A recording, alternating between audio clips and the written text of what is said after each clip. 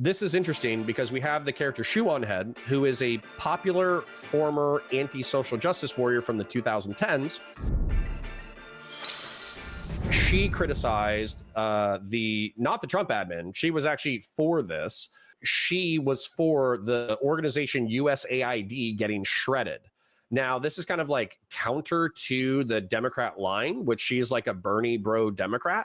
However, she's also like an anti-American imperialist, where she effectively doesn't want us to be interfering in anybody's business overseas, and she hates spending money on foreign wars. And so that's where she'll play footsie with the dissident right, where they actually line up on some foreign policy issues. So I want to see if there's any meat on this bone. She actually does talk about the streamer Destiny in reference to his support for the USAID as an institution. So realistically, I want to give her some time and attention, let her articulate what she thinks Trump actually did, whether or not it's good or bad, and then whether or not Destiny is a part of the deep state and whether or not I am a part of the deep state. Donald Trump, along with Elon Musk, have created a new government agency called DOGE. And what I originally thought was just an older sibling giving a younger sibling an unplugged video game controller actually turned into a real thing. And their first order of business was dismantling USAID, an innocent government program that helped poor people all around the world. Or was it? Hello and welcome back to the ShoeonHead channel. I am ShoeonHead and I am not real. I am a figment of your imagination. You have been in a coma since 2012. Wake up. Wake up. Today we will be talking about the dark, seedy underbelly of USAID. This is a topic I've been interested in for a very long time now. And now that recently USAID has been in the news, I figured it is a perfect time to finally talk about it. All the mainstream liberal coverage I've seen of this has basically been late-night talk show hosts crying fake tears about it being dismantled, and all the mainstream Republican coverage has just been about all the woke shit USAID was apparently funding. But I promise you, it is more than that. A lot more. If you're not a very political person and you only come here to consume the Reddit gender war slop, you should still stick around for this because this gets juicy. And remember, even if you're not interested in politics, politics is interested in you. And trust me, I understand why some people aren't interested in politics. It's confusing, it's stressful, it's a lot to keep up with. I feel like 500 things happen every single day. But thankfully, I have a tool to help with that. That's right, ladies and gentlemen, this video is sponsored by USAID. Just kidding. This video is sponsored by Ground News. Let's quickly. Which is fine. I'll fast forward a little bit. Rothbarty says, lol, for fudge's sake, I hate you. I like watching Prime's panels. But Gen X says, I just looked, the panel is up. I saved the link. I saw Lactoid was on it. Yeah, so Rothbarty, Gen X is saying that it's still up. So apparently, I don't know if you're having an issue searching for it. The Real Birdman says, I like her, but I still hear, hi, I'm Boxy when I see her, and I can't even recall ever seeing a Boxy video. I mean, that's probably true. So I think that there is this shift center when it comes to the fringeoids. In Ground News, by the way, I'm not like hating on them as a sponsor. She can articulate it. You can watch a commercial on her own channel. But effectively what they do is it's a news aggregate service that tells you where, what is Fox saying, what is MSNBC saying, what is CNN saying, what is AP News saying. And so it helps you give you like a varied political diet while you're consuming news. And it also tells you like what your kind of consumption slant is. I think that's great. However, I think what's happened is that the fringeoids have obviously dominated, alternative media politics for so long that I saw Tim Pool going against his audience. And he's been, lockstep with his audience for a very long time. I see ShoeonHead on occasion signaling to the center. I see other people signaling to the center. And I think it's because they know that their like factions, their fringeoids, are so repulsive and so far gone that they have to try to like cater to normies a little bit in order to drag them out into their respective fringeoid faction, or else they're not going to be like relevant. It's unfortunate, but like fringe political dissident philosophies are actually incredibly relevant in American politics right now.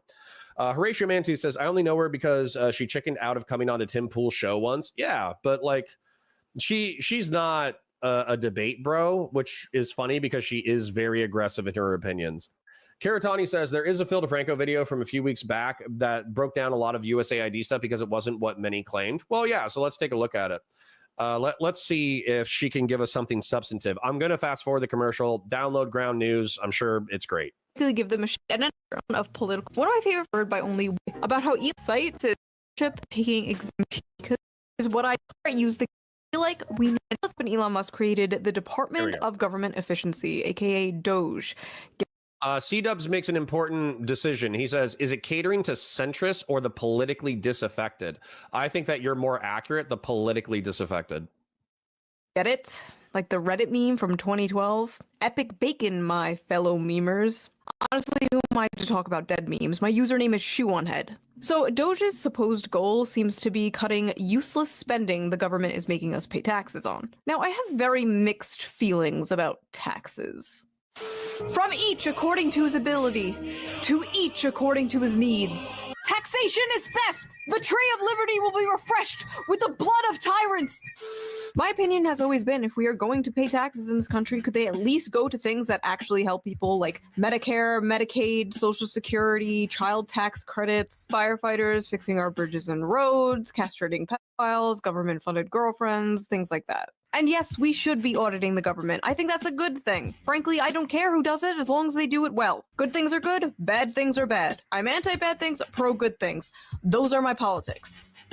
And hating libertarians. Just kidding, I love libertarians. I get along great with them. As long as we don't talk about child labor. Anyway, Doge got straight to work, firing government workers and basically hiring my Twitter mutuals. What was once a theater kid-occupied government is now a right-wing schizo poster-occupied government. No, yeah, sorry, you guys are more fired up than me, and you're already catching stuff that I'm not. So, Christian Valaris, I will 100% address that in a second. That's a good point. Horatio Mantu says, Connor, what's your opinion on the Doug Murray versus Dave Smith debate? Well, I got excellent news for you, Horatio Mantooth. I have a coverage of that exact debate. I just need to cut it up and put it up as a VOD. So I was live on Friday of last week, and I was live on Monday of this week, I guess. Maybe it was a week ago. I have no idea. Time is slipping by. But the point is, Friday and Monday of the week before and then last week, I did cover it. And effectively, I think that Douglas Murray is correct in that Joe Rogan and Dave Smith are playing footsie with extremists while acting like they have no idea what they're doing. And they're kind of useful idiots for dissident right-wing psychos. However, that doesn't mean that the perception is that Douglas Murray was saying like, oh, you can't talk to these people or you can't platform these people at all, which, by the way, in my opinion, was never his argument, because I wasn't paying attention to the tone of what was being said. I was paying attention to the words, and the words that Douglas Murray was saying was, you're platforming schizos and then you're not pushing back on them. And it's very irresponsible. And if you're going to talk to schizos, then you need to talk to normies as well. That's the whole debate right there. So I'm with Douglas Murray. I think his tone was off-putting. That's my summary. Then Christian Blair's brings up an excellent point. Who is attempting to cancel those things, Shoe? Yeah, so that's a thing, is what pisses me off consistently about Republicans, because Republicans appeal to my motivations at all times. They're like, we're pro-family. We love America. We love the defense industry. We love our soldiers. We love our troops. We love families. We love this. We love that. And then what do they do when they get in? Effectively, all they do is they slash at the social safety net, and then they also reduce taxes for the rich.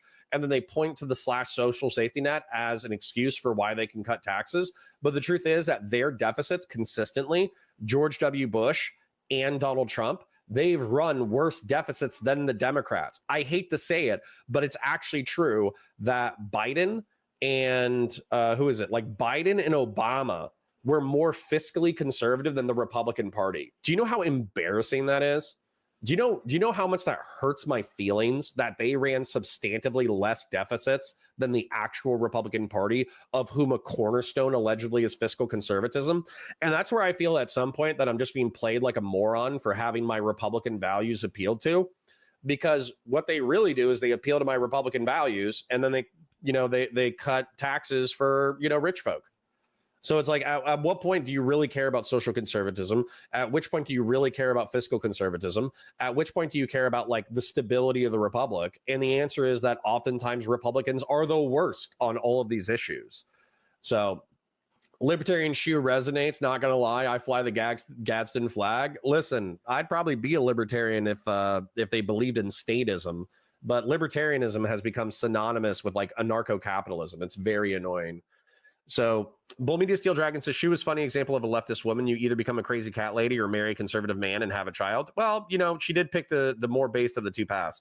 Chat is actually popping off a little bit, so I can't keep up with you guys. So let's continue with the content. I am not joking. So this is a 19-year-old high school graduate who has used the unfortunate nickname Big Balls online. So that would be one way that we could refer to him.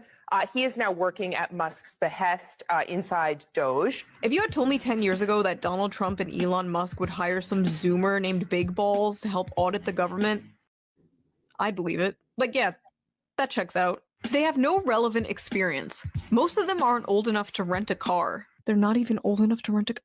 They're in their 20s. We sent 18-year-olds to go die in the wars you cheerlead on, you evil hag. Why are they so focused on the ages of these people when our government is basically a retirement home? But honestly, I don't blame Hillary Clinton. If I were her, I also wouldn't want 22-year-olds in the government. Months before dismantling the Department of Education. I'm not gonna lie. I showed up to hate. I showed up to find ShoeonHead being R-worded. I showed up to make fun of whatever her political takes were. I do find the, you know, her kind of stepping past the 25-year-old to rent a car thing kind of cringe.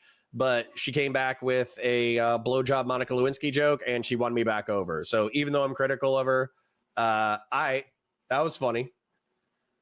Or apparently Sesame Got Street, me. DOGE's first order of business was dismantling USAID. Without providing any proof, Elon said USAID is a criminal organization. Oh, yeah. They're an international crime syndicate hell-bent on helping people. Pretty f***ed up, huh? Taking money away from an aid program that helps poor people all around the world. Except USAID was not exactly that. In fact, it doesn't even f***ing stand for aid. It stands for a United States Agency for International Development. It has f*** all to do with aid. But honestly, I don't blame you for thinking it does. After all, they do make the word aid a different color in the logo.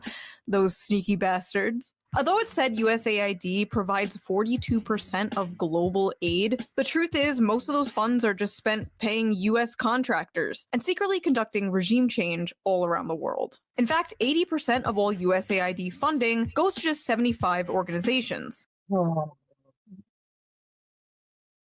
Okay. So right here is frustrating already.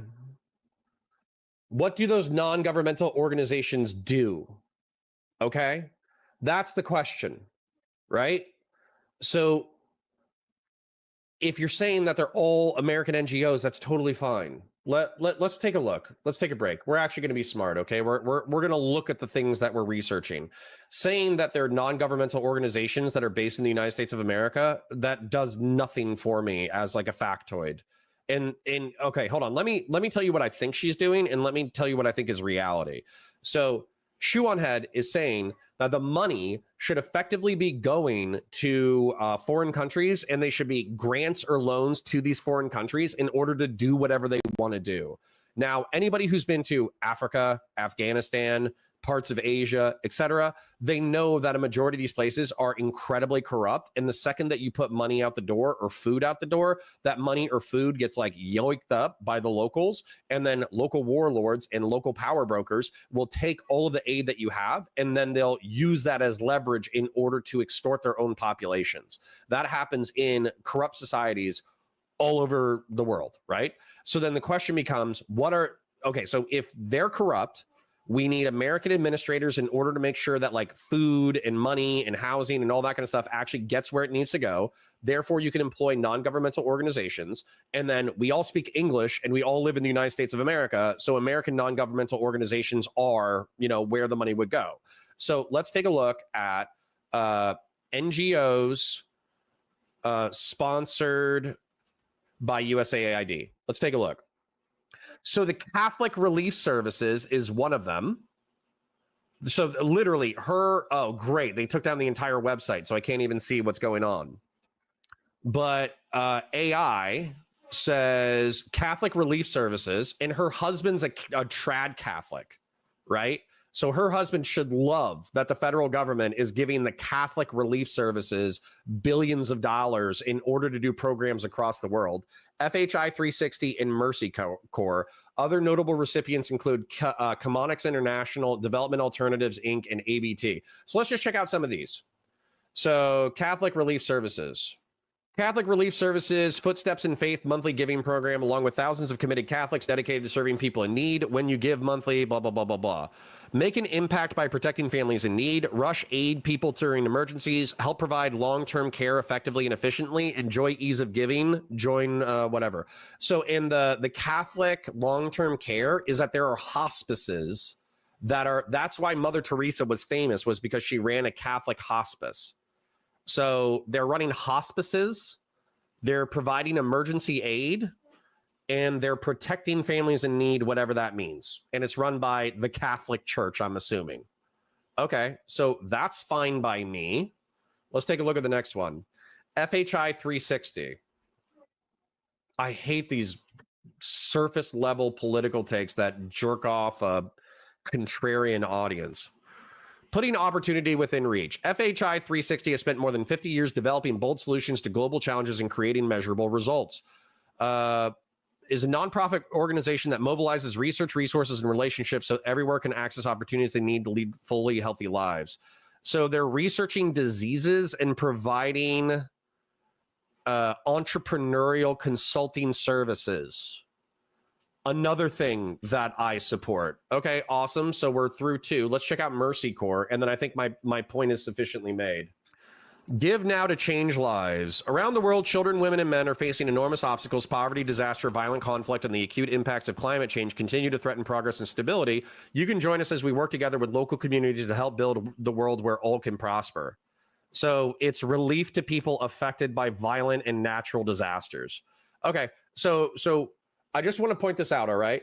Maybe I pause Andy. Maybe Shoe is going to go ahead and, change it on me, and she'll actually say like, oh, all these NGOs actually do some good work, but the CIA is doing spooky stuff in the background.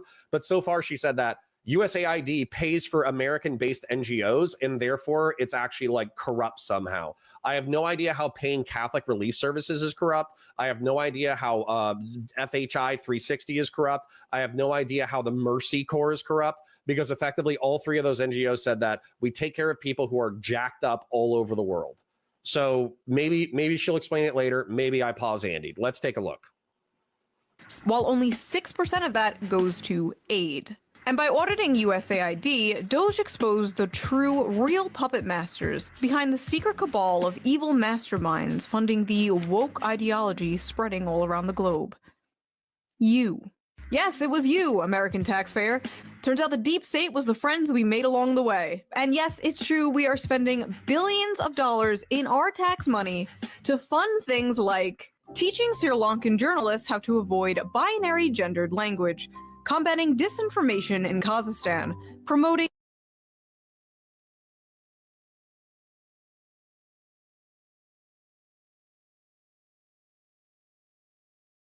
Okay, hold on. I can do this. I won't have a heart attack. I won't have a stroke. Let's see if we can do this. It would be great if she listed dollar amounts, and if she didn't list DOGE's assessment of the programs, if she listed their assessment of the programs. So for instance, how to avoid binary gendered language. Okay, that's cringe. This should be cut. But if they spent like $2,000 on it and she's alleging that it's billions of dollars for this, I would see that effectively as a lie of omission. Combating disinformation in Kazakhstan. Kazakhstan is a former Soviet satellite that's like impoverished and kind of shitty, and I'm sure it's corrupt as well. And so as a result, if it's actually talking about getting the media to view themselves as separate from the government, I would view that as a decent soft power program, right? Then promoting inclusion in Vietnam. If I go ahead and analyze Vietnamese culture, and let's say that they don't have like the quote unquote liberal perspective that, I don't know, like women should be able to pursue their own ambitions, then I wouldn't care if they were quote unquote promoting inclusion in Vietnam. I wouldn't care. That would be fine. So didn't you say interventionism is good? Yeah. What you guys walk in here? Hold on. Nitswa 212 and Audacity here. It's funny that I get chatters who are literally poking at each other, and you need to say more than what you're saying if you want me to understand what the fuck you're asking. Okay. Didn't you say interventionism is good? Interventionalism, weird. Interventionism involving ourselves in the international stage. Yeah, that's what I'm pissed about. That's what I'm pissed about. I'm pissed that she's saying that soft power is bad. And I'm saying, no, soft power is good. Can you do cringe things with soft power? 100%. But that doesn't mean the entire thing is bad. You don't throw the baby out with the bathwater. Audacity says no, lol. Okay, so hold on. You think we should have no I'm talking to two people simultaneously, so I'm really getting two guide instead of one guide. Audacity, so do you think that the United States should have no soft power outside of our borders? Can you go ahead and articulate your perspective on what like geopolitics looks like? And the more details, the better, because I want to make sure that you're not like a dumb teenager. Okay, so go ahead and share your perspective. Anyways, let's stop getting two guide. Let's see what else she has to say. Inclusion in Vietnam. Millions to an Armenian LGBT group. Millions to rebuild the Cuban media ecosystem.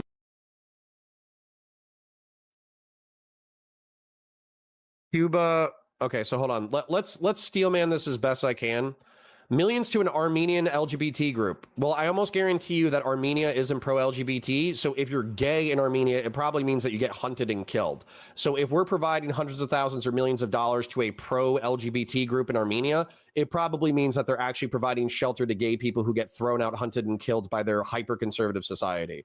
Millions to rebuild the Cuban media ecosystem. We know that Cuba is an authoritarian communist society. And so as a result, they're trying to create a free press and social media that the government can't intrude on. That way, Cubans can express themselves freely and then maybe create a more liberal and democratic society. I am perfectly fine with helping to create a competitive national dialogue in Cuba away from the intrusions of a dystopian authoritarian communist government. I'm also okay with helping Armenian gays not get murdered. Millions for LGBT causes in the Western Balkans. Yeah, I'm also okay with helping the gays in the Balkans not get murdered. That's okay. Millions for LGBT causes in the Western Balkans. In Uganda, I guarantee you that gays face like not only like social stigma, they probably get hunted and killed. Millions for LGBT activism in Uganda. Millions for atheism in Nepal. Okay, we're just gonna have to Google it because she's not giving a shit. She's giving us a scroll through. Millions for atheism in Nepal. USAID, millions for atheism in Nepal. If it's as that represented, I'm okay with ripping that up. So Chairman Mast exposes outrageous something.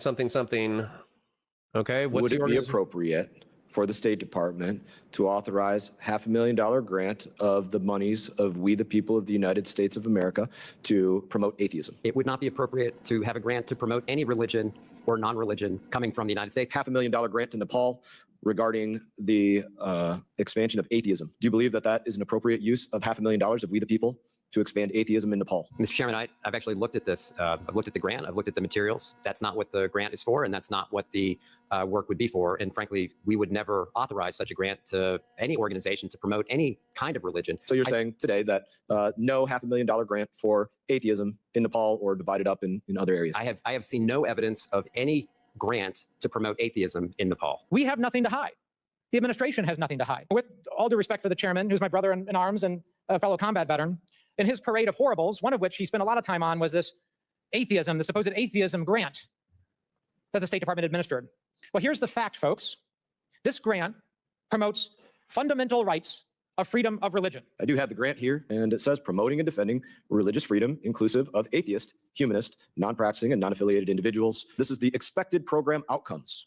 Increased capacity among members of the atheist and heterodox individuals to form, join networks or organizations. Let's go on and look at some more of the intents of it. Creating or strengthening networks of advocates for the diverse communities of atheists. There we go. There's another one. Strengthening the capacity of organizations representing diverse communities of atheists. Different place there. I don't have time to read all of it, but you did just sit here. You told me just before this in these remarks, told the committee, you have a great deal of respect for this committee. Apparently, you have enough respect for this committee to sit here for 5 minutes and adamantly deny that there was anything relating to a grant for atheism in Nepal, when in fact... Oh my God. Okay, so I'm going to explain what happened because typically I'm pretty wise to the theater and bullshit of other people. Okay, so $500,000 for freedom of religion in Nepal. And so it's effectively saying, let's take a look at like whether or not Nepal prohibits atheism. Nepal prohibitions on atheism. The new constitution gives every citizen the freedom to profess and practice his ancestral religion, and no person is entitled to forcibly change the religion of other person. The reality is different, and official statistics may not tell the complete story. So in Nepal, I don't care about this, right? Like I could go either way, right? However, I guess we have to read this. So prior to the civil war between Maoist rebels and the government in 2006, the country was officially a Hindu state. In 2008, Nepal became a secular democratic republic. The new constitution of 2015 retains secularism, but places restrictions on freedom of religion and belief. The Nepalese population is composed of 126 castes and ethnic groups. According to the 2021 census, 81% of the population are Hindu, 9% Buddhist, 4% Muslim, 3% Karat, and 1.4% Christian. Other groups constitute less than 5%, including animists, adherents of a Bon, a Tibetan religious tradition, Jains, Bahis, and Sikhs. The number of humanist and non-religious individuals is not recorded. Humanist groups are campaigning for their inclusion in future census data. Okay, so they're fighting for freedom of conscience and freedom of religion.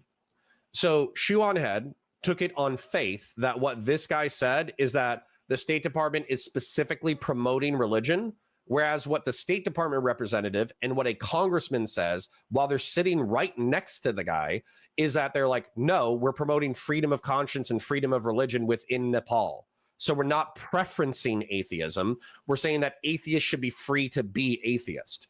And so this is where like ShoeonHead should stick to video essays, because if she actually was challenged on any of this, I think she would fall apart like wet tissue paper. And this is where I understand where I'm not like a giga lefty. I'm not like a giga progressive, right? I think that like I'm a deist. I believe in God. But she's effectively doing the work of conservative propaganda where she's taking like all of these programs on face value and then just presuming that this is what's going on. $2 million for sex changes in Guatemala. Just real quick, let's just see how full of shit she is. This could be totally true.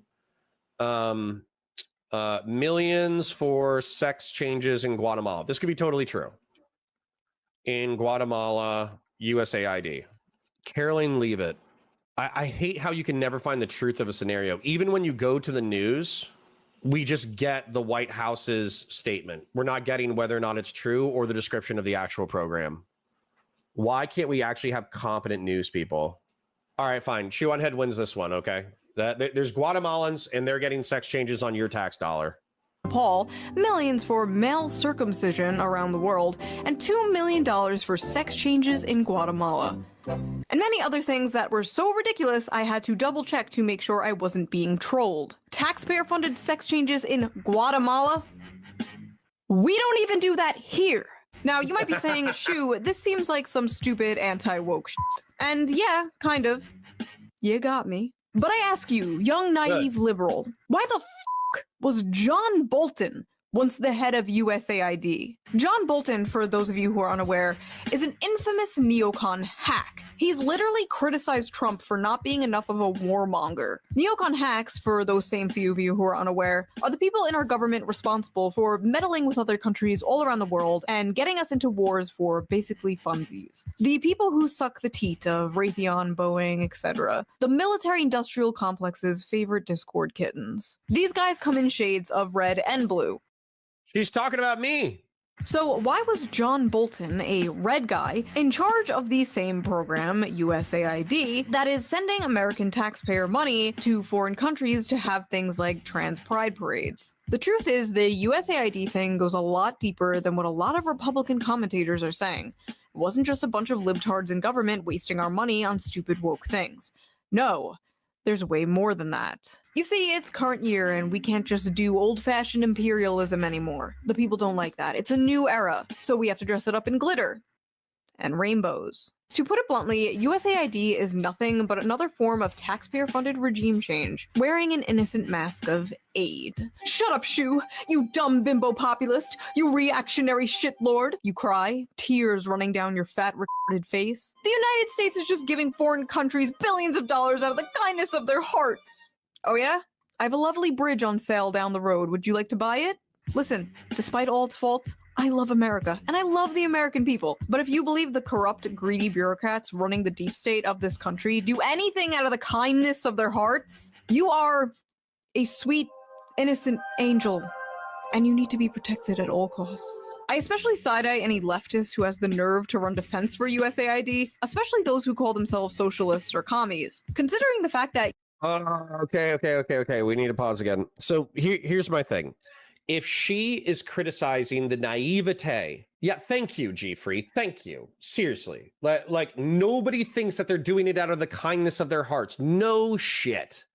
Okay, so nobody thinks that they're doing it out of the kindness of their hearts. We think that it's soft power. Okay, there's different kinds of power. Hard power is military power, okay? It's war machines, it's troops, it's the capacity to inflict your will on other people. You could even consider economics a combination of hard power and soft power, where tariffs and blockades can be considered acts of war because they can be so economically disastrous for the recipients of it. So economics can be considered soft power that can venture into hard power, and then hard power is effectively like military stuff, right?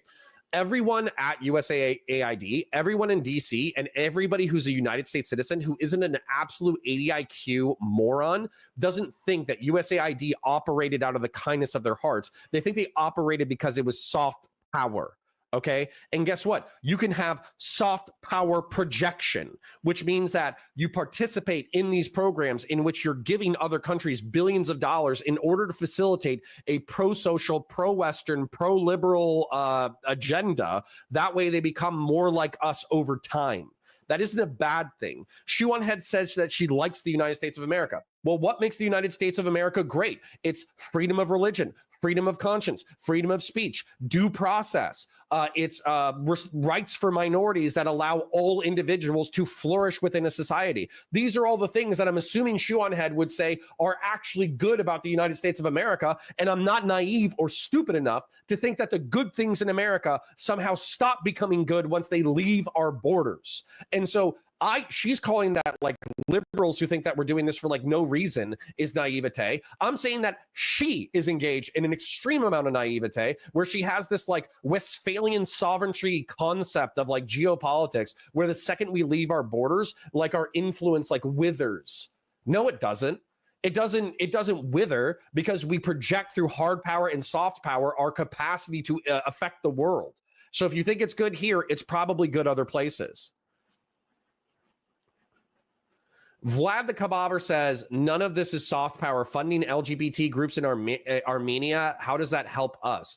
Well, Vlad the Kababer, if you believe in freedom of speech, freedom of conscience, right to self-defense, limited government, due process of law, and rights for minorities probably being the most relevant to your question, then you promote rights for minorities in faraway corrupt regimes. That way, over time, they want to work with us because they see the improvements within their own society. Because you're a ethno-nationalist, Christian nationalist, authoritarian dickhead who probably hates gay people, I'm assuming that you would view that as a corrupting force. Whereas oftentimes what happens is as societies liberalize, they're like, oh yeah, this is actually awesome. That's what happens consistently throughout time.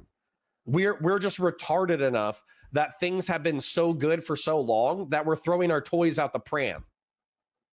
You guys and I'm not talking to my chat. My chat's brilliant. My chat is filled with 3,000 IQ geniuses. That's why you're all here, okay?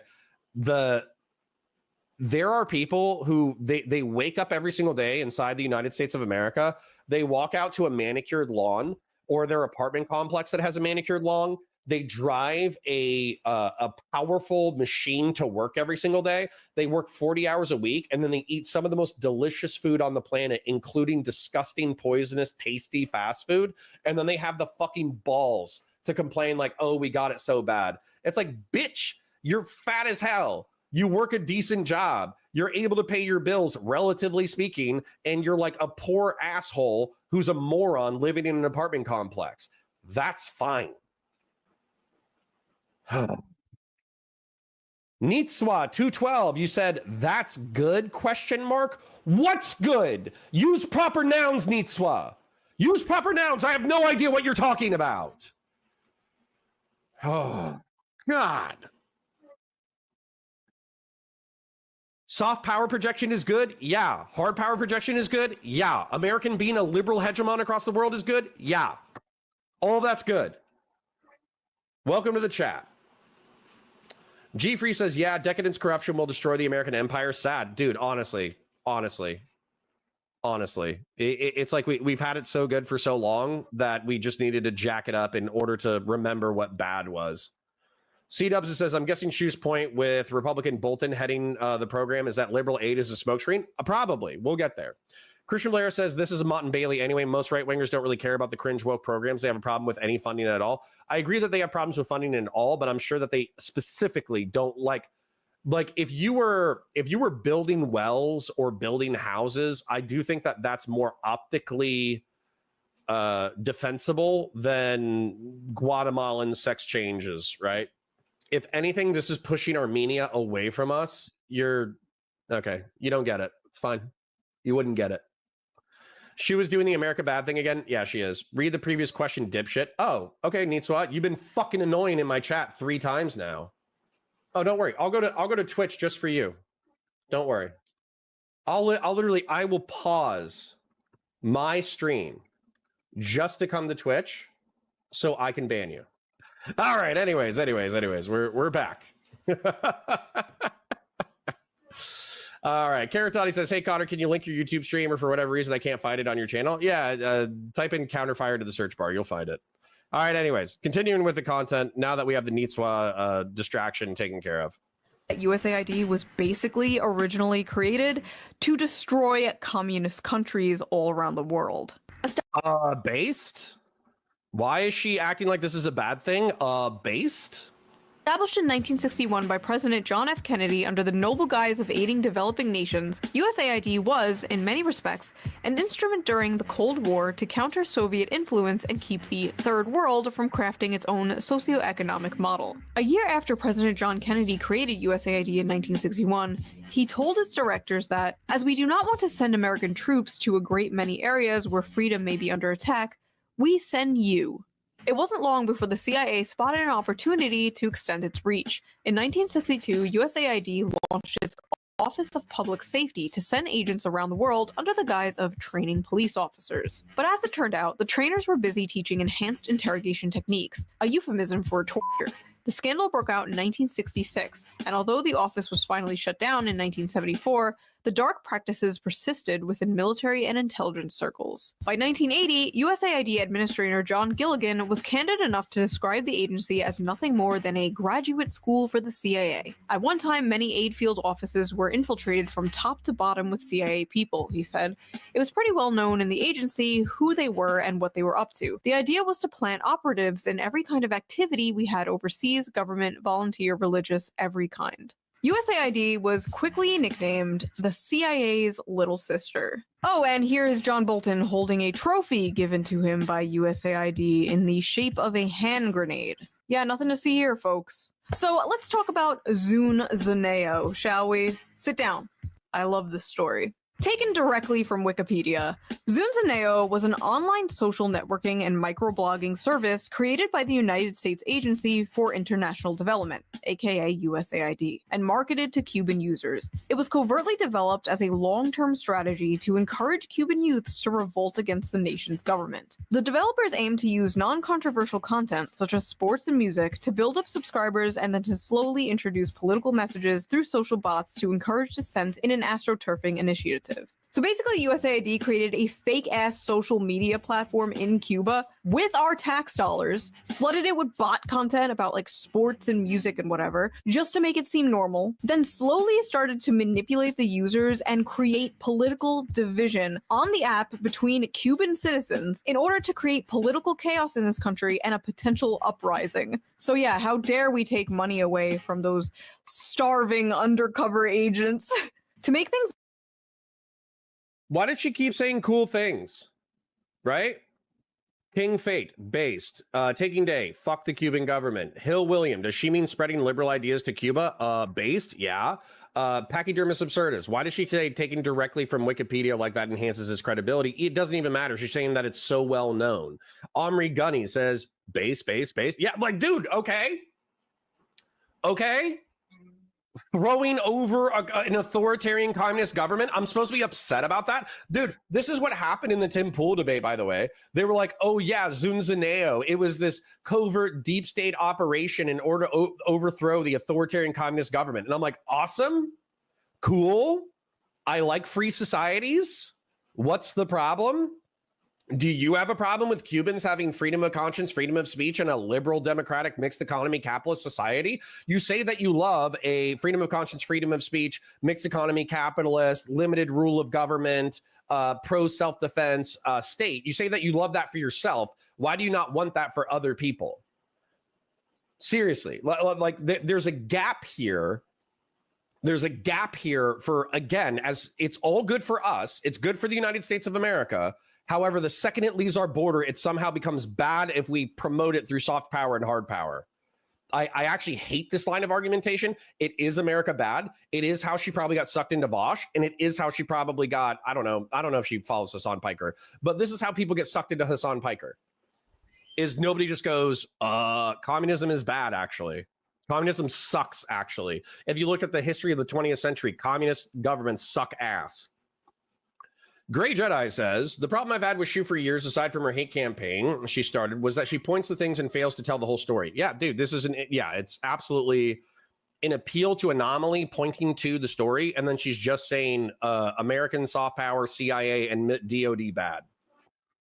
Now you're equating LGBT programs to overthrowing a government? No, I'm not. You can do two things at once. I can walk and chew bubblegum. Can you, Vlad the Kebabber? I can walk and chew bubblegum. I can promote gay rights in Armenia while also creating a social media app to overthrow the Cuban government in Cuba. Problem? There's no problems here. Communist actually revolutionary agitprop is bad when it isn't us. Unironically, though, like Doom Spiral, I don't know if you're saying that sarcastically. I unironically believe that. Revolutions for liberal, democratic, mixed economy, capitalist societies that are republics is good. And then revolutions for authoritarian, communist, dystopian police state dickheads is bad. So, yeah, unironically. G-Free says, yeah, I'm the fat crying retard she's talking about, that calls herself a populist. I don't care if Raytheon CEO gets a nice Christmas bonus if it helps Ukrainians live. Exactly. All right, anyways. Shill time, like the stream if you haven't liked it already. Follow if you're not following. If you have a sub, go ahead and do a sub. If you want to be a YouTube member, become a YouTube member. If you have money burning a hole in your pocket, then super chats are never required, but they are appreciated. Yeah. All right. Continuing. Otherwise, I'm going to get more pissed off. Even more sus, the money we spent on Zunzaneo was publicly documented as an unnamed project in Pakistan. Yes, this fake-ass social media psyop they created in Cuba was documented by our government as being a project in Pakistan. Now, think of all the other weird shit USAID was supposedly funding. Those sex changes in Guatemala. Were they really sex changes in Guatemala? Or were they some covert psyop being done somewhere else in the world? I guess we'll never know now. Using social media to divide the masses and create political division. You don't think... No. They wouldn't do that. I mean, it's kind of weird they asked the former founder of Twitter to help with this project, but no. They would only do social media psyops in other countries, right? Right? In March 2024, a document was exposed that revealed USAID was running covert psyops all around the internet in order to combat populist misinformation about the government on Twitch. I'm going to explain this to you guys. because I think she's genuinely too stupid to understand. We are being psyoped, okay? We're being psyoped at all times. We're being psyoped by marketers in order to buy their products. We're being psyoped by alcohol companies in order to buy their alcohol. We're being psyoped by the music industry in order to purchase their music. We're being psyoped by the United States government in order to support it. We're being psyoped by our friends and family in order to love them. You know, when you just say marketing, it's marketing effectively. And so she uses psychological, yeah, exactly. Dude, man, Sue, stop psyoping me. Yeah, dude, I'm psyoping you right now. I'm trying to get you guys to support the representative Republican democracy that we're all a part of. And you know what's crazy about it? You want to know what's even crazier about it? Is that's a free society. A free society is everyone fighting for their piece of the attention pie so they can achieve the goals that they want to achieve. Donald Trump 100% has psyoped MAGA repeatedly. He's lied about dozens of things over and over and over and over again. This man has lied. And he's done that in order to psychologically manipulate his audience in order to support him no matter what else he does. That's what he did. So if we're going to overuse the term psyop conceptually, then the people that ShoeonHead believes are taking the fight to the deep state are just as guilty of marketing and propaganda as anybody else. Very frustrating. Bull Media says at Counterpoints, you are psyoping us into Warhammer. I legitimately am. I love Warhammer 40,000. I want you to love Warhammer 40,000. Therefore, I talk to you about Warhammer 40,000 even during politics streams. I am psychologically operating on you in order to engage in the best science fantasy that has ever existed on the planet. Okay? Okay, thank heck. Would have expected Connor to be a bit of a shoe fan. Dude, I kind of am. She made a joke that I laughed about earlier, but this is terrible. This is dumb. This is like, I see this the way that I was kind of accusing Joe Rogan and whoever else, Dave Smith, of being useful idiots as libertarians in order to get them to consider MAGA talking points and then ultimately their base votes for MAGA. I see ShoeonHead the same way with like conspiracy brainwash, anti-authoritarian, contrarian dickheads like Hassan Piker and Vosh. Because honestly, this is the America bad level of thinking that you need in order to be dissident right or leftist. She is paving the way for those worldviews. Very frustrating. Great Jedi says, I hate pizza companies because their ads work on me. I wasn't planning on having Domino's for dinner last night until I saw that ad. Yeah, dude, you see the pizza company psyoped you, bro. They got you. Dude Man Sue says, I will psyop you on Dune, Connor. It's only a matter of time. Carl's Jr. psyoped me into liking burgers. Exactly. Anyways, you're gender bent Joe Rogan of the left, as Joda Boy says. Sorry, I'm getting pissed off. Sorry. Let's continue. Twitter, Reddit, Facebook, and 4chan. Although its internal justification was halting the flow of mis- and disinformation, it seemed particularly concerned with malinformation, a concept it defines as speech that is factually correct but misleading, i.e., bothersome truths the US government would prefer the public does not know. USAID suggests directing the public toward mainstream corporate sources of information and psychologically inoculating them against inconvenient facts that challenge US power by pre-bunking information before people see it. Pre-bunking includes discrediting the brand, the credibility, and reputation of those making false allegations. In other words, a state-directed attack against alternative media and critics of the US government. So basically, USAID was funding a bunch of dorks to go all around social media and be like, source? Every time someone criticizes the government. This is somehow more pathetic than when I used to use an alt account to defend myself on BreadTube subreddits. That is basically what our government was doing. Also, I like how this implies the people you called a Fed online might have actually been a Fed. There is a chance that you may have fought with a federal agent, a USAID federal agent on Twitter or 4chan. This also implies that like streamers and social media influencers may have been funded by USAID. But who? Who God, I fucking wish. Watch this clip. Among us, who would be willing to unquestionably, enthusiastically suck establishment cock that hard? For all the bad stuff America does around the world, USAID was just an organization that did a lot of nice things. Like it put a lot of money into efforts to help people in a variety of ways, like both materially and culturally. It's just like a nice way for the United States to have a positive presence around the world. For the record, I do not actually believe Destiny is being funded by USAID. I just thought that transition was funny. I find Okay. I wish, dude. I wish USAID was funding me, okay? I wish they were like, hey, Connor, the deep state needs you. You need to defend us. I would be like, based? Based? Here is my routing and account number. So, dude, the frustrating thing about it is, like, I believe in these things. I think a majority of you believe in these things, okay? Do you think that freedom of conscience and freedom of speech is good? Yes. Like I do. Do you think the right to self-defense up to and including against a tyrannical government is good? I do. Do you believe that due process and the balance of power within a republic is good? I do. And so therefore we've had this like Republican constitutionalist framework for like 200 pushing 300 years.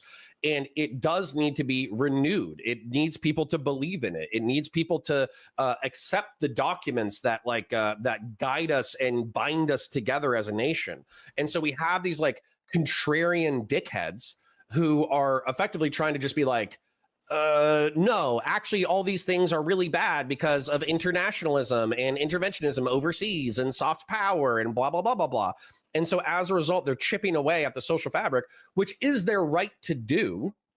I'm not saying like we should revoke anybody's like free speech. I'm not saying any of that kind of crap, but I am saying like we should be calling these people stupid as hell because we've known that American soft power projection has been a thing since the inception of the country. We've known that American hard power projection has been a thing for at least the past 100 years. We know it's necessary in order to maintain the global economy. We know that we benefit from the global economy. And so while it takes a while to say, because being a dumbass, unfortunately, is incredibly like short and easy to do, we need to call these people morons. They're dumb. They don't know what they're talking about. They could have known about this the entire time. And instead they find out about American soft power and they're like, oh, the CIA's involved. It's like, no shit. No shit.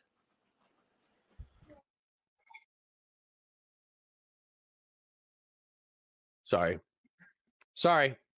I'm the fat, dumbass neocon that she's talking about. He who must not be named says, I'm a liberal who absolutely believes we need to get away from id poll. I cannot be the endless bickering over this point. Media. Yeah, no, I agree. Like, listen, if you're black or Hispanic or white or Asian, okay, cool. Are you American? Me too. Let's be Americans together, bro. Gray Jedi says he has been wrong, but the fact is most of the countries follow the US's values, the better they become. Yeah, seriously. Like, we were having a problem with Saudi Arabia because they were creating all the Wahhabist giga conservative madrasas all over the world. When's the last time you heard about that? Right? The reason why you haven't heard about it is because the old king died and the new king was more of a reformer. And so as a result, he stopped doing the madrasas as aggressively internationally. And while he's still a fairly conservative Muslim, he slowed down like the Qutb, Qutb, Qutbism is an easy step away from Wahhabism. And so he basically made the pipeline of jihadist terrorism more difficult. Man, odds that she was being paid by Russia now, I think she has enough money that she wouldn't need to be paid by Russia. I actually don't think that she would accept foreign dollars because I think she values her independence too much. I don't think she would take money. For all of my criticisms of ShoeonHead, I think that these are her earnest, held dog shit opinions. So yeah. G Free says South Korea versus North Korea is the most glaring in-your-face example. Which way, third world men? Now, you can make the argument that we literally did bomb North Korea back into the Stone Age. That's totally true. But I don't think that we've done aerial bombardments on North Korea since like the late 50s. And they've had the economic and social support of China and Russia for decades. So why are they still an S-hole if You know, if they've literally had decades to reform and show us the glories of socialism and communism. Yeah. Dude Mansu, I think you say this right. So I think Shoe has the brains of Tim Pool, but not the, you know, maybe questionable morality of Tim Pool. Agreed. Oh, okay. I'm sorry. I'm getting worked up. I'm getting pissed off. I need to chill out a little bit before we continue, but that's totally fine. ShoeonHead's just pissing me off. She's funny. She's funny and she's earnest, which is why she's popular, which is great. I'm so happy that she's popular because she's earnest and she's funny. But I think her perspective is dog water. And I think that if you consume ShoeonHead, you can be very easily swept up by morons. Love that quote though. USAID was just a nice organization that did a lot of nice things, like culturally help people around the world. Culturally help people? Why are we in the business of cultural imperialism? Why do we have to culturally enrich Latin America or the Because our culture is better. This is what I would want to ask Shoe. Let's say that Shoe agreed to a debate, okay? And I was like, hey, let's have a debate or a conversation about, like, you know, American imperialism and cultural hegemony and all that kind of stuff. My very first question would be, let's say that there's gay people in Armenia and USAID was providing the support for a shelter. And without that shelter, it's provable that more homosexuals get murdered in Armenia. Do you think that's a good thing or a bad thing? She can fall back on the libertarian, well, that's just their society and they have to figure it out. She can fall back on that. But I would press her for like a legitimate answer. There are gay people in Armenia right now who will be killed if we do not give them money. Do you want to give them money or do you not want to give them money? And if she says, no, I don't want to give them money, then I would be like, okay, you can have your opinion, but your opinion sucks, right? Like, I actually don't care about giving cents on the dollar so people don't get murdered. I actually don't care. It's totally fine. Balkans. So not only are we the world police, but we are now the world HR department? No thank you. Why are we spending billions of dollars doing fuck-ass shit in other countries while ours crumbles? I don't care about teaching gender studies to Ugandans. The pothole in front of my house hasn't been filled in 3 years. That's at the state level. That's not the federal government. The federal could provide subsidy, but that's literally the state. And I think she lives in New York State, by the way, which is one of like the best funded, wealthiest states in the country. So, and by the way, she dog whistles to libertarians, and I just mean she makes a libertarian joke every now and then. Aren't you a multimillionaire? Can't you just go buy a bag of cement and have your tradcath boyfriend fill the pothole in front of your street? What she's really doing is she's appealing to Rust Belt people who actually do have shitty roads because the government has abandoned them. That's what's actually happening here. Oh. Lupin says, Connor, this is a tanky video, not a centrist or a libertarian video. She does like American imperialism. She does not like American imperialism and is mad USAID's goals was destroying communism. She's just using chud language in the video. Like, Lupin, I'm not surprised, but at the same time, like, I do find it hard to believe that she's simultaneously like friends and a fan of Vosh, who, by the way, puts out so many dog water takes. It's amazing. And then I do find it amazing that she is a fan of Vosh while simultaneously being married to a tradcath. It's actually like a really weird dynamic. These are my taxes, and I believe my taxes should go to help people in my country. I don't think that's controversial to say. And I know many conservatives agree with me. I'll always hear them say, we can't be spending money in Ukraine. We have to take care of our own. And then they just don't take care of their own because that's socialism or communism or something. Listen. The one punch right the entire video. Do you actually want to take care of your own? Do you actually want your taxes to go towards helping the poor and sick and families in this country? Are you actually America first, or are you corpos and foreign countries first? I'm more than happy to work with you on good things to fix this country, but I don't think the establishment GOP is. You don't want able... The answer is yes, by the way. We should be helping our people. We should be enabling corporations in order to function at the transnational level, and then we should also be helping out foreign countries with our soft power. Bodied workers on a program that is intended, for example, for single mothers with 2 small children who's just trying to make it. That's what Medicaid is for, not for 29-year-old males sitting on their couches playing video games. We're going to find those guys and we're going to send them back to work. First of all, Medicaid is for anyone who needs it, period. And second of all, 29-year-old guys? You mean your fucking voter base? You mean the very demographic that is shifting the entire country in your direction? Those guys? Yeah, we're just wasting so much money helping young men. Those greedy gamers just gobbling up all the tax money. Not massive tax cuts to corporations and the rich. Not all the money to the bloated military-industrial complex. No. Gamers. Young men who can't find a job, can't afford a house, can't afford college. Young men who can't build a family because of the society you created. Those guys, they need to pull themselves up by their bootstraps and pay for their own Medicare. This care isn't for them, it's for women. What? Great to know both sides of the establishment fucking hate young men. Anyway, sorry, I popped off. Let's get back on topic. Now, USAID did do some good things. I won't deny that. But even some of the good things that USAID did were nothing but a bunch of fronts. Using Cuba as an example again, because these are some of the only ones that have been exposed so far, there was a USAID program called the Travelers Project that was said to be an HIV prevention workshop. But yet again, it was nothing but another covert regime change PSYOP. This was exposed in 2014 by the Associated Press. Young Venezuelans and Peruvians were deployed by USAID to Cuba's college campuses for $5.41 an hour. Really, USAID? Billions of dollars force feminizing mice and you can't even pay your spies a living wage? Sad. Anyway, they were used to recruit college students into political organizations with the goal of turning them against their government. The goal of, once again, creating political division. In the exposed memos about this, USAID called their HIV workshop the, quote, perfect excuse. Right. But we're totally funding DEI in Vietnam for pure humanitarian reasons, I'm sure. This was done so sloppily that even our boy John Bolton came out and disavowed it, but not without saying he thought it was a good idea in principle. Yes, it's a great idea to create taxpayer-funded secret PSYOPs all over the world in order to f*** with other countries' politics. Just don't recruit teenagers to do it next time, okay? Talking about college students are supposed to be over the age of 18. If they're 18 and they can fight and die in a war, then they can sure as hell overthrow a communist government. As a matter of fact, plenty of people who have overthrown communist governments were under the age of 18.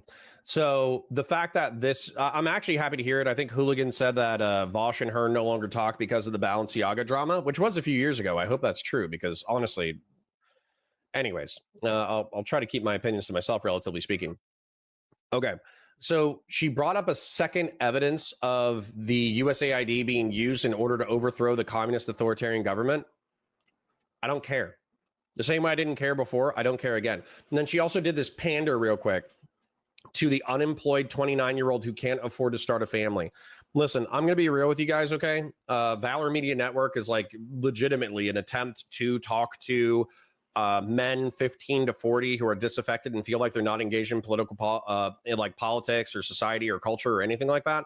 But I'm going to level with you guys. The economy sucks. No one's saying that the economy is good. Okay. What else? We're not getting paid living wages. That's totally true. It's difficult and expensive to start a family. That's 100% true. But I'm telling you that Bernie Sanders, Hassan Piker, Donald Trump, any of these populist morons, they are not going to save you. They are going to do what populists do, which is they're going to use your disaffection in order to gain political power. They're going to use political power in order to take on their pet projects and enrich their friends. And they're going to completely forget about you because you are the wagey who makes the economic wheel turn. Okay. So if you actually want to get by, if you actually want to survive, if you actually want to thrive in America, okay, I hate to say this, you're going to have to self-evacuate.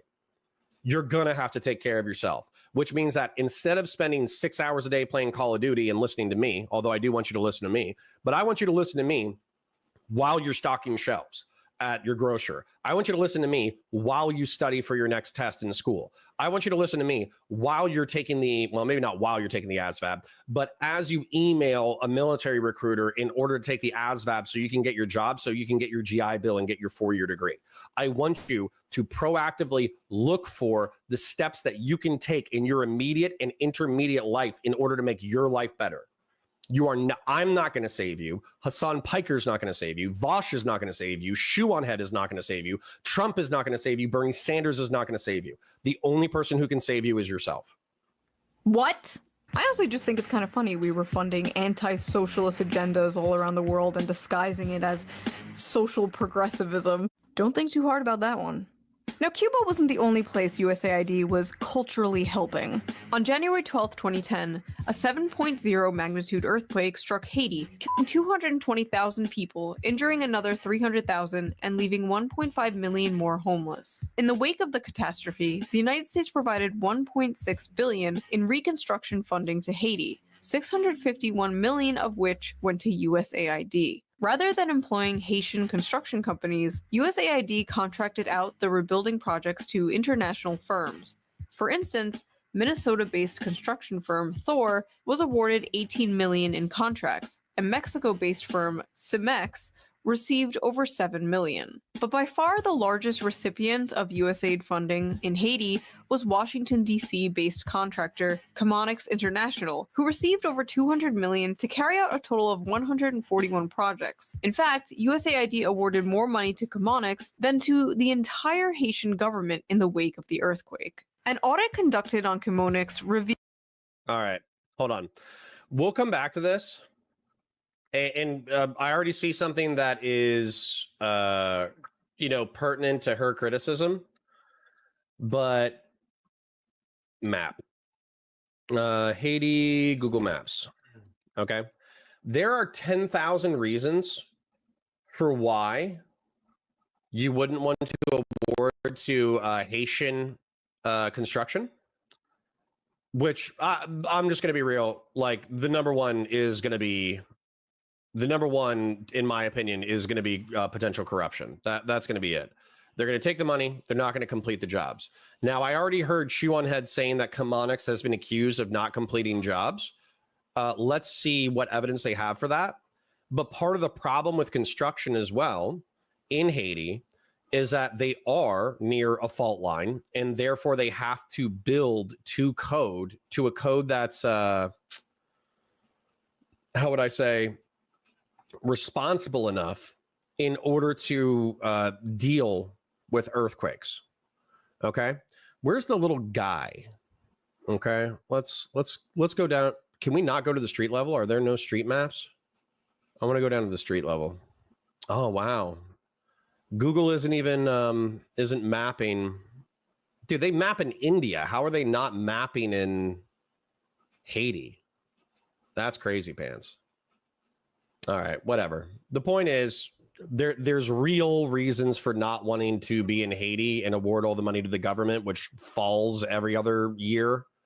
Let's see what she says about this company, though. Revealed that the company had a tendency to not finish jobs, evaluated its own project on arbitrary criteria, not having to do anything with the project, and failed to set timelines, causing some projects to fall behind schedule. In one case, Counterpoints was contracted to build Haiti's new parliament building, but what they constructed came out half-finished and unusable. The company only built the framework of the building, not even erecting interior walls to divide office spaces, nor did they bother to furnish the building.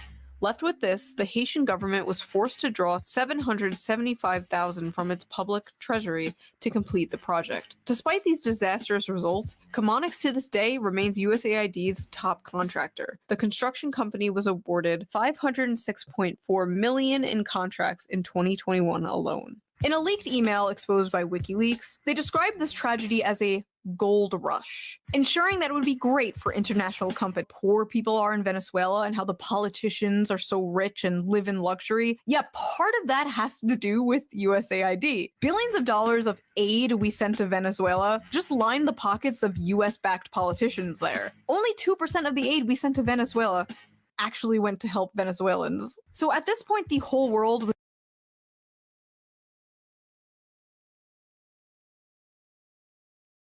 Do you guys know what I'm going to say? Do you already know what I'm going to say? Can you guess what I'm going to say? So I'm not going to defend Chemonics, okay? I would need to do the research into like actually like what's their rate of completion? Why does the DOD or Department of State Department, why do they keep getting picked for contracts over and over again? What's their level of corruption? What's their level of graft, jobs completed, et cetera, et cetera? I would need to do all that research in order to rebut Shue's claims. My prediction is that they're probably like every institution, a flawed institution, one that cares about, you know, their bottom line and all that kind of crap. Yeah, exactly. I am Dude Man Sue says, source. And yeah, that's exactly what I'm doing. I wish USAID, I wish the State Department was paying me in order to go after Shue. But unfortunately, I just feel like this argumentation is literally self-contradictory within a matter of moments. So she says that in Haiti, we're only trusting our contractors. And, you know, there could be reasons for us not to trust the Haitian government because let's face it, there's very well-known documented cases of corruption within Haiti where people pocket millions and tens of millions of dollars and then don't do anything in order to improve their country. That's pretty common in Haiti, right? So we use our own guys, but they're flawed and they screw things up. Okay, got it. And then almost within the same breath, she says, in Venezuela, we gave tens of millions of dollars, maybe billions of dollars to pro-US government officials, and they never distributed that money to the populace. So she's literally making the argument that we should just be giving money to the Haitian government because they would be able to finish the projects despite being wildly corrupt. And then she says, we gave money to Venezuela and corrupt officials stole our money. You should be able to understand both of these complex simultaneously. You should be able to understand that we oftentimes don't do direct payments because direct payments are stolen by corrupt officials.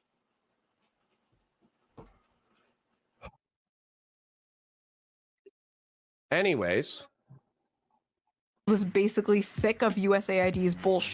In 2013, Bolivian President Evo Morales expelled USAID officials from his country on the grounds that the agency had conspired against his government by allegedly manipulating social movements in the country. He also charged that a previous USAID program that sought to help cocoa farms switch to new crops was politically motivated.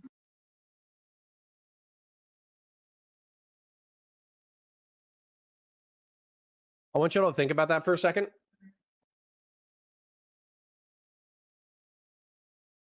The United States, Bolivia. Okay, so Bolivia, the heart of coca production and cocaine production in South America, was being paid by the United States government in order to subsidize farmers cultivating crops that weren't coca. That way there would be a reduction in the cocaine trade. The president of Bolivia said that the USAID had stoked unrest. So he was, you know, I don't know, maybe we had a social media program against Evo Morales. I have no idea. However, he's saying that we stoked unrest, which, let's face it, there probably was unrest that was natural as well, even if it was astroturfed. And then also, he rejected us subsidizing his farmers in order to cultivate a different crop from coca. I would love it if ShoeonHead had paused for any amount of time and just considered that it's obvious from this paragraph alone that the United States was trying to reduce the amount of cocaine that was produced. However, I have a feeling she's going to totally ignore it. And if we asked her about crack cocaine being shipped into the inner cities in the 1980s, she would have bought that narrative hook, line, and sinker.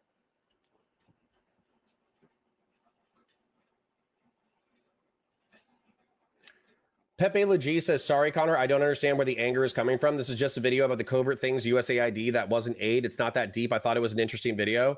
She has made videos about CIA stuff that isn't a crazy thing for her to cover. I'm not saying it's not a crazy thing for her to cover. I'm saying the mere fact that she's against soft power in the United States, flexing its soft power internationally, is dumb. It's naive. It's stupid. It's middle school level geopolitical analysis. That's what I'm saying.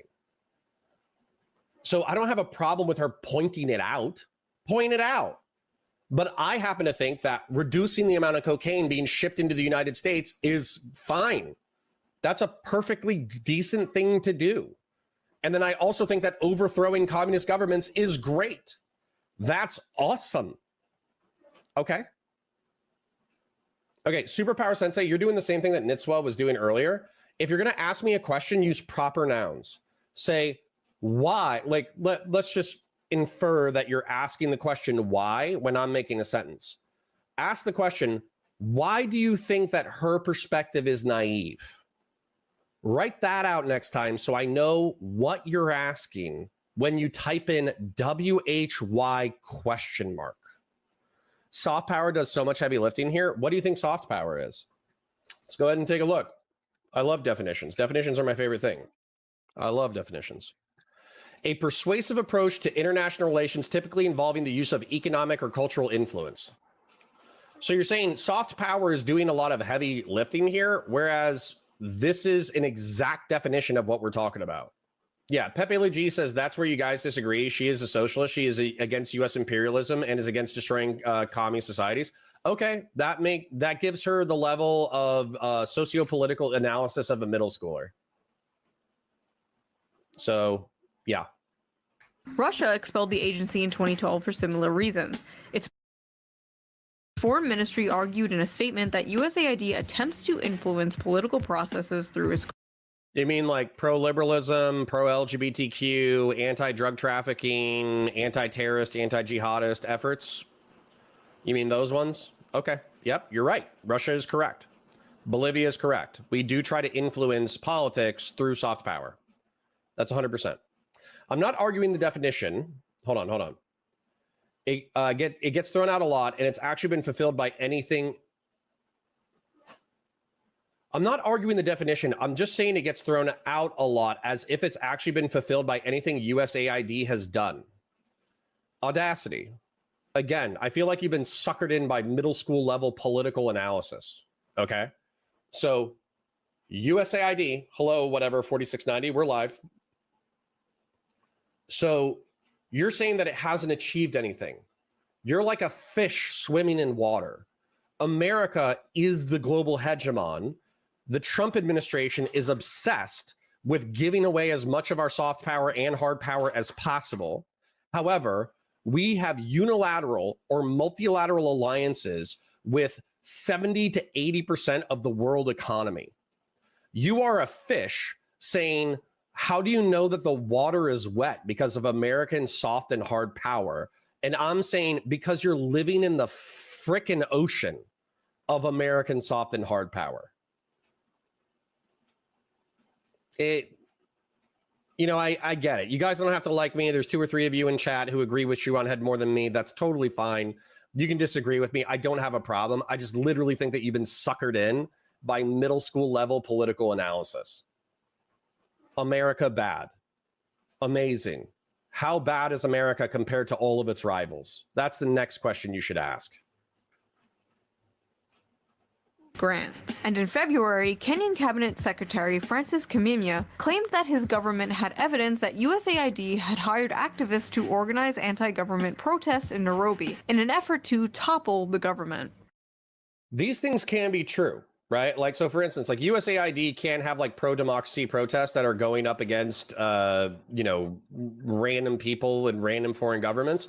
But I also think that it's entirely possible that these governments are using USAID as a scapegoat because the influence of the United States is pervasive. So I wouldn't take these things on face value. I would need to investigate each claim. Oh, and if you're wondering why so many news outlets and journalists were freaking out over the potential shutting down of USAID, yeah, it's probably because it's where their paychecks were coming from. Yeah, apparently USAID was funding about 6,200 journalists and 707 news outlets all across the world.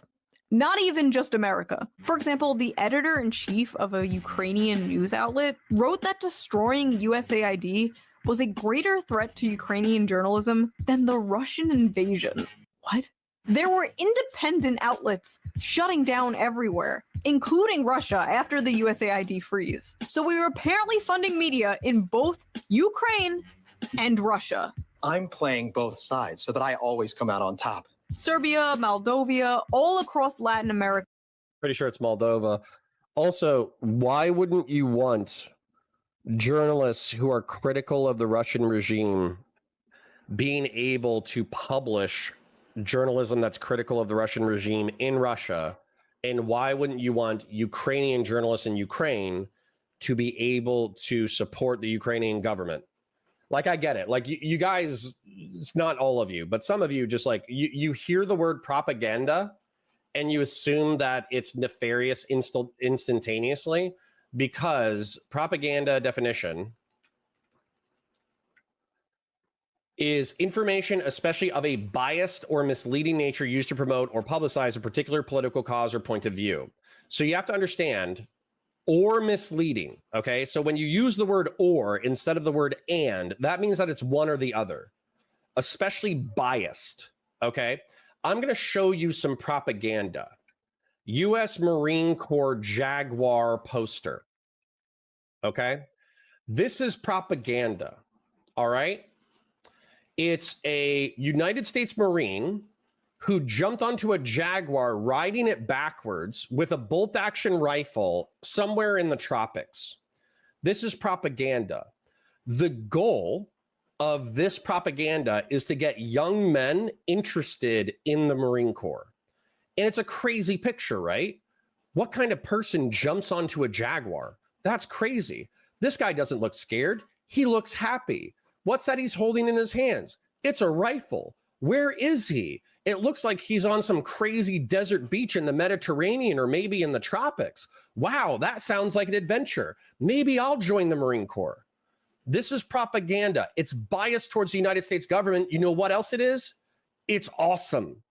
It's cool. I love it. This is the kind of crap that would get me to enlist. I'm trying to think of another thing. The Ghost of Kyiv, right? Like, even as a sarcastic thing, right?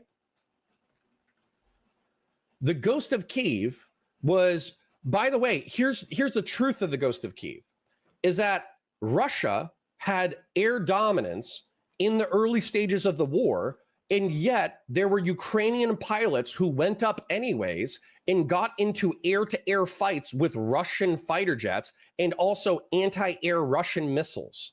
That takes balls. So the Ghost of Kyiv was probably propaganda. There were a few Ukrainian fighter aces that were legitimately skilled, but there was like news stories reported that like there was one Ukrainian pilot that shot down like 11 planes. We have no idea whether or not that's true. It's probably propaganda. However, the fact that there were, like, there's Sam Hyde being the Ghost of Kyiv. There's some other random person, right? And so it was propaganda. However, it effectively was praising the Ukrainian pilots who had the balls in order to go up into the air when Russia had air dominance. It's probably a lie. It's also cool as hell. It also talks to something underlying and true.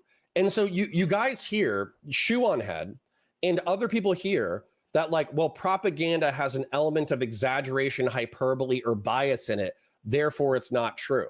It's like, no, we engage in hyperbole all the time, and there's an element of truth to it that is worthy of valorizing. It's propaganda when you said Ukraine was winning. I don't even know if I said Ukraine was winning, Vlad, you fucking idiot. I'm sorry, Ken. Sorry, my mother. Everyone's being really retarded yesterday and today.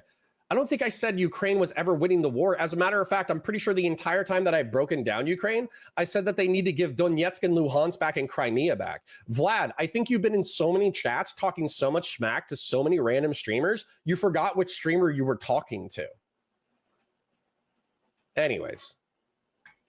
Independent outlets shutting down everywhere, all because the little sister of the CIA can't pay no mo. So I have a question. Why the f were we funding media in all these other countries? Well, because if they were pro-liberal, pro-democracy, pro-United States, pro-Ukraine, etc., then that's probably something that's in our geopolitical interest. There's the real answer. Let's see what her answer is. CEO for the Center of Investigative Reporting, a USAID-supported Bosnian media organization, said it best. Quote, "If you are funded by the US government, there are certain topics that you would simply not go after, because the US government has its interests that are above all else." Oh, I guess that answers my question. USAID is also ridden with other scandals, such as covering up a child sex abuse ring in Kenya, kidnapping and torturing people in Uruguay, forced sterilizing 300,000 Peruvian women, and the famous one you all know, funding drug production in Afghanistan. Oopsie poopsies, we did little fucky wuckies. Now think about all the other shit that hasn't been exposed. These aren't mistakes, these aren't I would have loved sources on all of that, but honestly, I'm just trying to get through the video. In reference to Afghanistan in particular, that's the one that I'm most familiar with. Early in the global war on terror, we were providing subsidies to farms in order to grow alternative to poppy, because Afghanistan is 90% of, like, at least a decade ago, 2 decades ago, Afghanistan was responsible for 90% of the world's illicitly consumed opium and heroin. And so as a result, if we were able to reduce the amount of heroin produced in Afghanistan, we might actually be able to reduce global overdose deaths, right? Now, what ended up happening, though, is when we tried to push farmers in order to go to alternative crops, they effectively told us, number one, buzz off. Number two, if you continue to pressure us about opium production, we'll actually go ahead and throw our money and our support behind the Taliban and behind Al-Qaeda. And so as a result, we didn't have enough soft power in Afghanistan in order to actually sway the farmers away from opium production. And so we just let them continue to produce opium. So her saying, like, we paid for opium production, I would need a source. Flukes, these aren't little fucky wuckies. This is what this program was set out to do. This is why it was created. We were quite literally funding Globo Homo as a sneaky way to do regime change and American intervention. Or do you think we're spending $1 million in Nepal to promote atheism because Hinduism is such a threat? You're cute. The United States won't sleep until... She's being exaggerative in her own piece. It was $500,000 to, like, a pro-religious, like a pro-religious freedom of conscience organization in Nepal. And then when we Googled it, secular humanists and atheists are not a part of the census. And then there's already religious tensions between the half dozen to a dozen groups that already exist in majority in Nepal. So, and apparently there's a stigma around atheism because there were Maoist rebels in Nepal. So she's ignorant on the history. She's ignorant on the facts. She is either wrong or hyperbolizing about the dollar amount. Why would I trust this person? This person is just as biased as everybody else. Until there's an ugly progress flag hanging on Starbucks on every corner of every street all over the world, from Latin America to the Middle East. Based. Yes, the greatest American exports, butt, sex, and war. There are a shit ton of old left-wing articles you can find online spanning back to like 2010, even earlier, about how evil USAID is. Now suddenly liberals are acting like it's another fucking beacon of democracy that we have to cry and piss and shit about just because it's Trump getting rid of it. Frankly, I don't care. If they start dismantling things that I do care about, things that do actually help the American people, then I will care. How about Medicare, Medicaid, and all that other stuff that Trump's currently going after? I can't wait. As a matter of fact, dollars to donuts, okay? $20. I'll bet any random chatter who wants to take my action. Let's see if she makes a video about, let's say that the Medicare, Medicaid slashes get passed as a part of the Republican budget. Let's see if she makes some kind of like anti-MAGA culture war video decrying the actual slashes to the social safety net that Trump does, okay? Any person who wants to pay me $20 in a super chat, you don't have to pay me right now. But basically what happens is I'll take any action from chat. If that doesn't happen, I'll pay you $20. And then if she does make the video, if she makes the video, I'll pay you $20. And then if she doesn't make the video, then I would like a $20 super chat. Those were the trillions of dollars we spent on the Iraq war went next, please. Or, you know, actually release the Epstein files. Do I think DOGE cut USAID because they're... I was talking about USD. Our great comrade in arms, cutting off the tentacles of American imperialism. No. Trump probably just cut it because he thought it was a woke, gay waste of money, and it was. But as far as I'm concerned, every article written about how bad dismantling it was written by John Bolton himself. Like the president of Colombia said, take your money with you. It's poison. All the sources I use in this video and... Colombia, another heart of the cocaine trade, somebody who sells actual poison to the international community. Awesome. Thanks, Shu. Doing great. And all the information I got for this video will be in links down below. Feel free to do your own research as always. And if you like this video, please consider subscribing. A lot of you aren't subscribed apparently. You just watch and fuck off.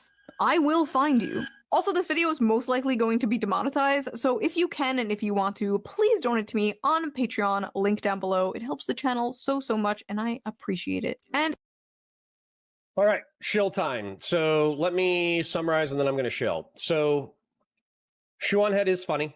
ShoeonHead is charismatic. I appreciate her doing kind of like a deep dive rant about USAID. She's obviously done more research than a substantive amount of other critics of America's foreign policy.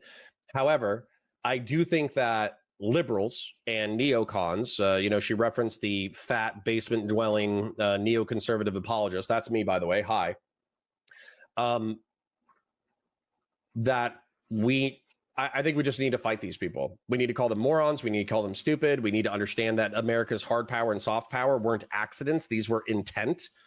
And then we need to tell them that they're dumb for thinking that we should give up our international soft power and hard power because it makes you feel bad. No, authoritarian communism is bad. No, narco guerrilla cartel terrorists are bad. No, jihadist terrorists are bad. Yes, liberal democracy and representative republics are good. Yes, rights for minorities, including religious minorities and homosexual and LGBTQIA plus minorities, protections for them, while they can be annoying on the internet, is still good. Okay. Whatever 4690 says, USAID funds destructive NGOs, though. We literally looked at the list of the NGOs, and like the number one was like Catholic charities. It was like Catholic something. The other one was what were the NGOs supported? You clearly just came in towards the end. What NGOs were supported by USAID? Catholic Relief Services, $5 billion. That's like an international adoption and hospice relief scenario. Chemonics, which is a construction company. FHI, which does disease research and helps entrepreneurs all over the world. Development Alternatives, I'm sure, is the same. And then I could look at ABT Associates. But you're effectively, you're like, oh yeah, they're funding all these like evil secular gay organizations, and it's like the number one is like Catholic Relief, which is adoption and hospice, religious adoption and hospice. Pass. You can miss me with that shit. Anyways, so annoying, but I support their First Amendment rights to do so. Agreed. But instead of paying me if I win, I want a Marine crayon taste here. Ooh, True Zealot. Now that's content. Content is, like a crayon box taste test. 100%. Nice.